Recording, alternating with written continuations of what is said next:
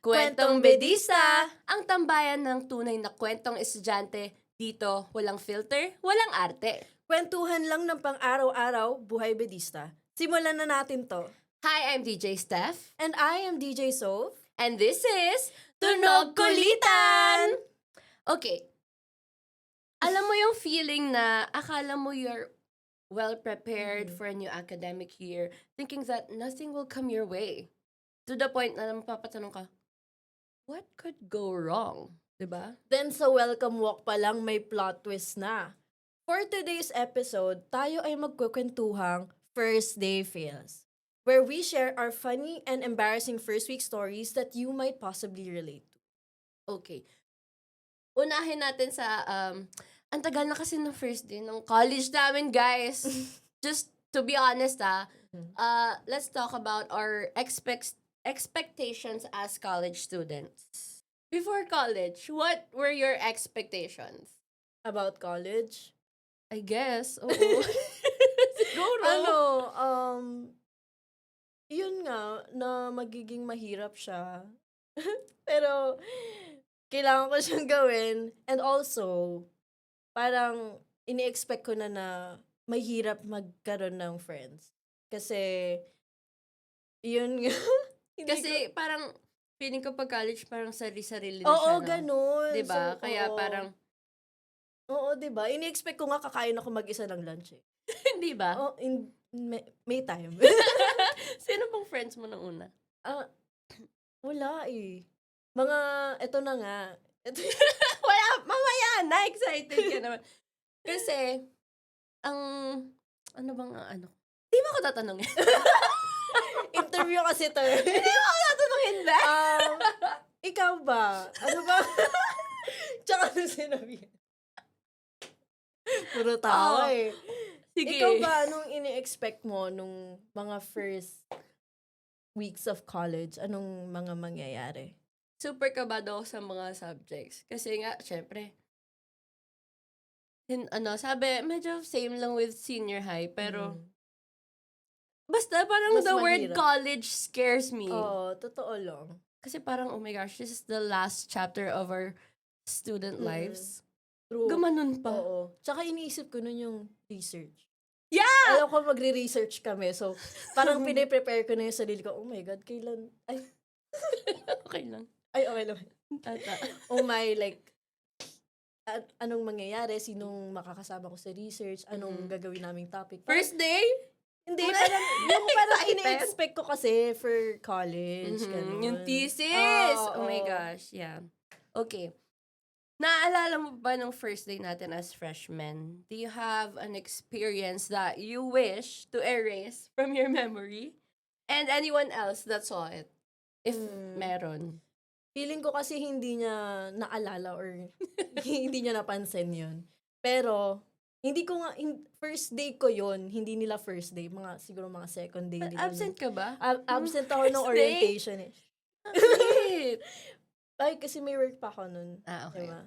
So, naging present na lang ako nung first day ng first class namin. Kasi diba, galing tayo ng pandemic, tas from online classes, tas tsaka lang Yung Saturday first day. class? Yan, yun. Saturday okay, class okay. lang ang meron Saturday, kami nun. yeah, oo. So, eto na nga. Yung pagpasok ko, nandun na yung prof namin. Tapos, there's this one other student. Tapos, syempre ako parang, I wanna be friendly this year kasi nga college. So, ang ginawa ko, nag-hi ako sa kanya. Tapos, hindi siya nag-hi sa akin pabalik. Pero nakatingin siya sa'yo.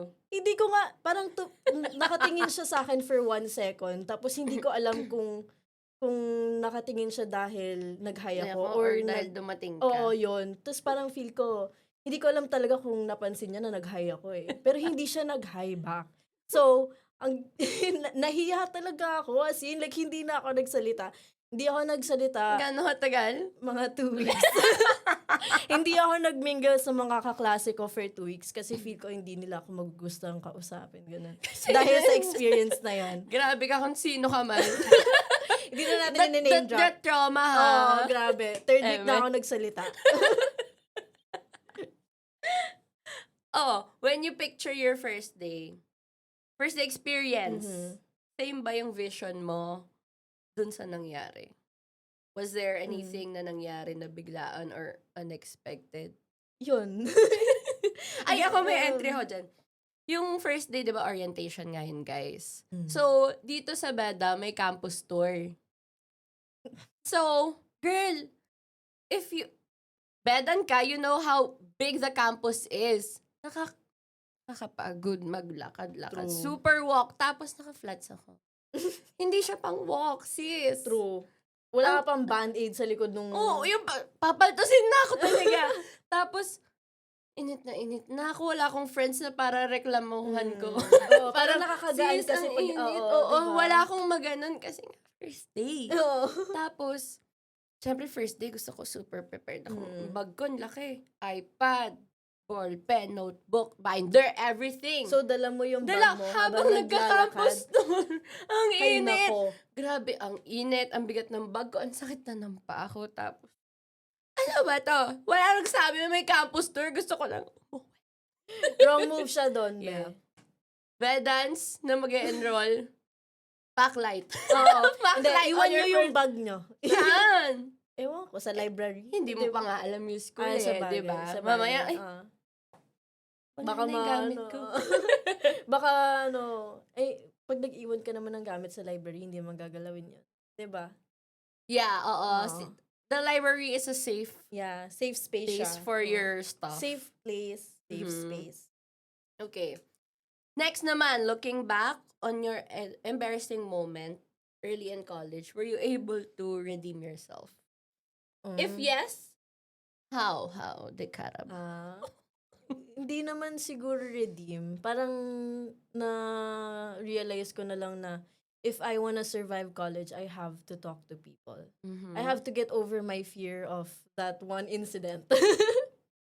Kasi, Grabe. di ba? Core pag- memory ng, Oo. first memory mo ng college. Alam mo, nung di ba, syempre, na-receive natin to. Iniisip ko, ano bang embarrassing first day eme ko? Mhm. Tapos, na-unlock lang siya nung nabasa ko yan. Kasi, grabe talaga, parang, ano yun, binary na siya ng utak ko kasi sobrang naka-embarrass talaga siya. Ayun, hindi ko pa sinagot, no? Pero yun nga, the way I siguro redeemed myself, yun, I just talk to people. And Mhm. she was my first friend, actually, sa CMS. Siya yung... Ako, Oo, or yun? ikaw. Ay, ako ba? Siya talaga. Saan ba ako nakaturo? Akala ko ba nagkikwento ka ng gesture? Siya yung una ko naging friend. Yes. Nag-usap kami sa, ano yun? Yung lounge. Students lounge. Doon ko siya naging... Wala na yun, guys. True. Hindi nyo na yun True. mararanasan. I'm so sorry sa mga Yeah. newcomers na Mm-mm. super sad din kami nung nawala yung student True. lounge. Kasi ang lamig doon. Tapos Yung chill pang lang. haba yung vacant mo, Oo. you have couch Mm-mm. to tambay on. Ayun, wala na. Ikaw ba? Anong redeeming mo dun sa nangyari sa'yo? Wala naman. Hindi na ako nag-flats. Ayun. O, Hindi diba? na ako nag-flats, guys.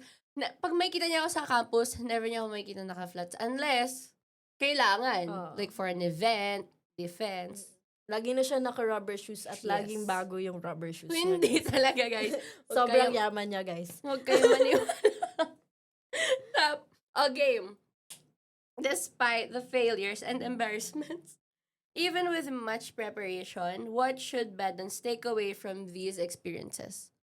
Parang nasabi Oo nga eh. parang kada embarrassing meron na kaming lesson na Oo. sinasabi. Parang, Ang labo kausap. true. Na-advance na kami. Pero yun nga, I feel Ayun. like you should just get over it. Just do it. Yeah. Yes. Nike. Sponsored. Pero yun nga, you just have to get over it kasi you can't be stuck in that moment Mm-hmm. for a long period of time kasi hindi ka magpo-progress. Yeah, and make friends, guys. Kasi Oo. you're gonna have like 4 years of college, tas wala kang friends. Mm-mm. Girl. Tsaka you have to It's gonna be make hard. close bonds kasi you're gonna be with them every day. You're... Mm-hmm. Be real, Yes. ha? Girl, Be bawal for ang real. dito. Bawal ang plastikada na daan. So, ayun. Just be yourself and makakahanap ka naman ng friends mo na Mhm. will stick with you Yeah. through ups and downs. Diba? Siguro. Maybe. I guess. Yeah. Diba? But college is a tough place. Ang advice ko lang din is be comfortable with yourself. Be comfortable with being alone din kasi not all the time you're gonna be around your friends. Kasi syempre, magkaka-time na let's not pray for that. Pero magiging ireg yung iba. So parang, Yun. paano kung ito yung close mo, tapos naging ireg siya, so hindi mo na siya kaklase sa class na to, di ba? Grabe. So you gotta be friendly. You gotta put yourself out there. Exactly. Mm-mm. Isa pa yun. Oo. Get out of your comfort zone. Kasi, Yes. eto, yung mga orgs, mga clubs, you have to join them. Masaya siya, guys. Akala nyo lang, ay, college, why would I? Di ba? Pang high school yung mga, no, it's really fun. Kasi parang, yung mga, syempre, nag-upgrade ka na as a person. So, nag-upgrade na din yung mga clubs and orgs. Parang, same na siya sa real world. Totoo. A bit, Ito nga ganon. hindi ko rin diba? hindi ko rin in-expect na makakapasok. But I'm here. Hinila ko lang siya dito. Oh. Mag-audition Para may ka. partner siya dito sa segment na Yeah, to. kasi, DJ King, I miss you. Yung old partner niya. Yeah, guys. And, ayun, ano pa ba? Do you have any last advice for them? Have fun. Oo. Have Totoo. fun. Have fun. Kasi if you put yourself too much sa studies, yung balance ng buhay mo is na, you know. Totoo. Yung mga vacant nyo, make the most out of it. Oh my gosh, yes! Diba? Lumabas kayo.